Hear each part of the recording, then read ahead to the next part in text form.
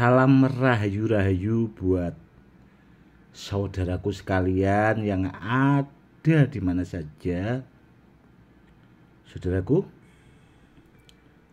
kali ini saya akan berikan edukasi sekaligus menjawab pertanyaan dari saudara-saudara kita ya saudaraku, dan sekaligus untuk menambah wawasan dan edukasi agar saudara-saudara kita yang awam supaya paham. Karena banyak saudara kita yang belum paham tentang benda isian. Begini saudaraku ya, barang kalau isian itu mau permanen atau enggaknya tergantung orang yang mengisi saudaraku. Karena untuk pengisian sebuah benda itu harus mempunyai keahlian atau kemampuan khusus, jadi tidak sembarangan orang juga saudaraku. Jadi orangnya itu memang harus benar-benar paham. Kalau isiannya asal-asalan ya biasanya nggak lama saudaraku, itu barang yang diisi itu akan cepat hilang atau luntur lah bahasanya isiannya itu, jadi tidak bertahan lama. Namun kalau orang yang ahlinya, yang pakarnya memang membidangi dalam ilmu hikmah, itu bisa permanen. Karena apa ya, karena memang setelah diisi atau diasma, kalau bendanya itu kalau sudah selesai saudaraku, itu biasanya digedongi. Digedongi itu biasanya dikunci saudaraku. Jadi doa-doa yang sudah dimasukkan itu memang sengaja ditanam lah bahasanya di benda yang diisikan. Jadi dia tidak akan bisa luntur meskipun bahasanya itu dilarut atau diruqyah dan sebagainya saudaraku. Jadi dia akan permanen. Contohnya seperti itu saudaraku. Tergantung yang mengisi. Namun kalau saya pribadi saudaraku ya, saya itu orangnya memang sangat berhati-hati kalau urusan soal benda bertuah atau pengisian. Itu memang saya rancang secara khusus. Jadi memang benar-benar akan permanen dan bisa ditinggalkan ke anak cucu. Seperti itu saudaraku. Dan kalau orang-orang sekarang saudaraku yang mampu melakukan seperti itu, setahu saya jarang sekali. Memang banyak orang yang bisa mengisi, mengasma, itu banyak saudaraku. Namun jarang yang bisa permanen, itu jarang. Meskipun katanya permanen, tapi setahu saya ya cuma gitu-gitu aja, tidak bisa permanen, jarang sekali saudaraku. Karena apa? Karena untuk itu tadi, pengisiannya itu supaya permanen itu orangnya harus benar-benar mumpuni. Dan kalau saat-saat ini itu jarang sekali saudaraku ya. Kalau walaupun sesepuh itu yang saya tahu itu ada beberapa, cuma bisa dihitung dengan jari, cuma 1-2 gitu aja, enggak banyak. Karena itu tadi saudaraku harus paham, harus digedongi itu tadi atau dikunci bahasanya. Dan biasanya bahasa yang saya ucapkan seperti ini nanti kalau dilihat sama ya orang-orang yang baru belajar di spiritual itu, yang sering jualan di YouTube itu biasanya ditirukan saudaraku. Seperti itu. Dan Kalau pengisian sama pengaktifan benda bertuah itu beda, saudaraku. Kalau diaktifkan itu memang bendanya memang sudah bertuah. Contoh kayu bertuah ini, saudaraku ya. Contoh ada tasbih. Kayu koka ini dari kayu, saudaraku, bukan dari buah. Karena antara kayu dan buah itu beda. Rata-rata yang banyak dijual online itu dari buah koka, bukan dari kayunya. Kalau dari kayunya itu langka, saudaraku. Saya pernah lihat situs di YouTube juga itu, kalau di Mekah sana itu kalau tasbih kayu koka itu kisaran harganya sampai 11 sampai 13 jutaan. Itu yang dari kayu koka. Karena apa? Karena kayunya sangat langka sekali. Dan kayu koka itu ada yang bilang dibikin kapal Nabi Nuh, bahtera kapal Nabi Nuh. Namun ada sebagian, kalau menurut penelitian itu, yang menyerupai dari jenis kayu, urat kayu itu yang hampir menyerupai kapal Nabi Nuh itu malah kayu jati kok, saudaraku.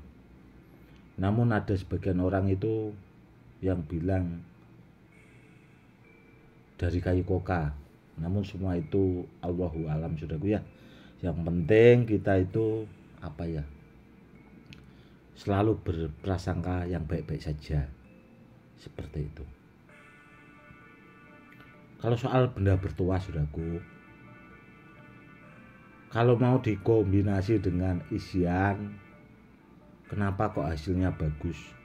Karena kalau memang bendanya itu bertuah, bahasanya itu wadahnya, tempatnya itu dia lebih mumpuni kalau dikombinasi sama isian, jadi tuahnya akan berlipat ganda. Beda sama barang-barang atau benda, ya contoh seperti batu tidar yang palsu itu, saudaraku. Itu ya bisa sih cuma kalau diisi atau diasma. Jangankan kok batu tidar, limbah granit itu ya sudah batu tidar yang palsu atau limbah granit itu. Sedangkan putung rokok aja, putung rokok itu, saudaraku, itu aja juga bisa diisi anti tembak dan sebagainya. Dan saya sudah mengingatkan dari dulu-dulu dan sudah saya buatkan edukasinya, videonya sudah saya unggah di channel YouTube saya. Namun masih banyak orang-orang itu yang apa ya, kurang paham-paham. Ada juga yang masih ngotot ya, karena ke doktrin sama spiritual yang masih bahasanya itu belajaran kalau menurut saya. Karena orang yang ahlinya itu harus paham kalau soal benda bertuah, saudaraku, jadi tidak asal-asalan. Terus terang kalau saya pribadi, saudaraku ya, saya itu kalau iya ya iya, kalau tidak ya tidak. Wong hidup sekali itu kalau menurut saya ya, pergunakanlah untuk kebaikan yang sekiranya bermanfaat buat orang lain dan buat keluarga kita, buat orang-orang terdekat kita, saudaraku ya. Meskipun kita itu apa ya, tidak sempurna bahasanya, namun berusahalah jadi orang baik dan takut akan dosa-dosa kita. Jadi kita itu ya minimal itu, kalau kita sudah berusaha, saudaraku, itu kalau menurut saya sudah baik. Karena pesan dari guru-guru saya dulu pas saat saya masih ngaji itu, nasihat kakek saya juga seperti itu, saudaraku. Jadi intinya itu kalau benda bertuah, saudaraku ya, kalau menurut saya carilah barang yang asli ori, barang peninggalan. Karena apa? Karena sudah banyak terbukti dan yang sudah-sudah, saudaraku, pasti bermanfaat buat pemiliknya. Karena benda bertuah itu barang peninggalan orang-orang dulu, saudaraku. Dan orang-orang dahulu, nenek moyang kita itu juga paham dan tahu sekiranya benda itu kedepannya bermanfaat buat anak cucunya. Jadi tidak sembarangan, saudaraku, tidak asal-asalan. Beda zaman sekarang. Kalau zaman sekarang kalau cuma mengandalkan testimoni, saudaraku, makanya banyak beredar barang-barang palsu itu kan karena mengandalkan isian asmaan, dan asmaannya juga yang kurang pas. Terkadang kurang pasnya banyak itu, saudaraku, paling 40 hari hilang. Kan saudaraku juga tidak tahu kalau daya asmaknya, kekuatannya cuma segitu. Mungkin paling lama setahun 2 tahun. Ya, saya ngomong seperti ini karena saya memahami, saudaraku, karena saya belajar juga dari kecil tentang benda-benda bertuah, tentang isian, tentang asmaan, tentang mengisi orang jarak jauh, tentang pokoknya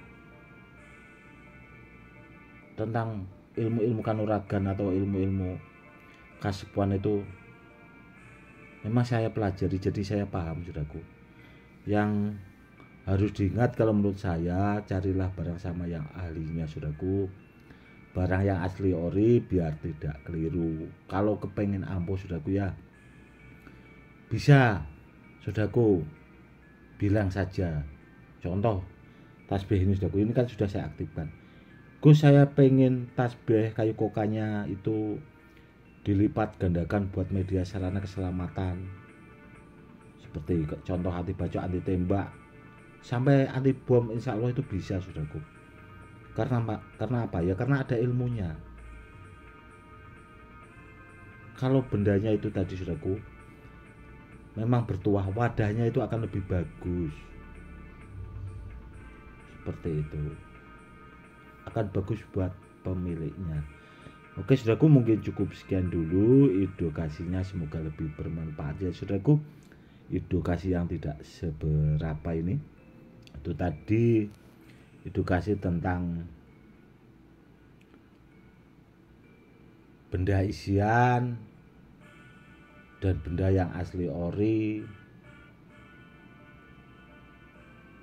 Kalau menurut saya bagus yang asli ori sih. Dan karena kalau barangnya asli ori itu bisa dikombinasi dengan isian itu akan supaya lebih ampuh. Seperti itu. Oke, saudaraku, mungkin cukup sekian dulu edukasi kali ini, semoga lebih bermanfaat. Salam rahayu-rahayu, salam hormat, saya Gus Edi.